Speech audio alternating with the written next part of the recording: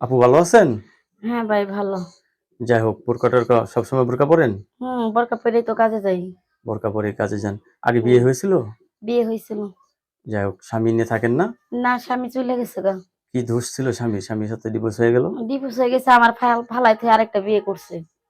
আপনাকে ফালাইতে আরেকটা বিয়ে করছে। হুম, সতীনের ঘরে থেকে ওখানে একাই ভালো আছেন? একাই ভালো আছি। আচ্ছা, সংসারে কে আছে? আপনার বাবা-মা ভাই-বোন কেউ আছে? বাবা নাই, মা আছে, ছোট একটা বোন আছে। ছোট একটা বোন আছে। এই নিয়ে জীবনযাপন আপনার না? হুম, লেখাপড়া করছেন কিছু?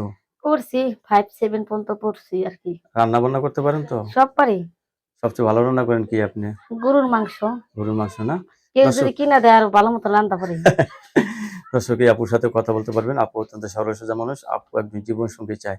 ছেলে যে বয়সের হোক আপুর তরফ থেকে কোনো সমস্যা নেই। না আপু? না, আর সমস্যা আছে? না সমস্যা নাই। কখন আপনার সাথে কথা বলতে পারবে? এই রাইতে রা সারাদিন তো কাজ করি। ও রাত্রে আপনার সাথে কথা বলতে পারবে না? হ্যাঁ। ধন্যবাদ আপনাকে আমার চ্যানেলে সময় দেওয়ার জন্য।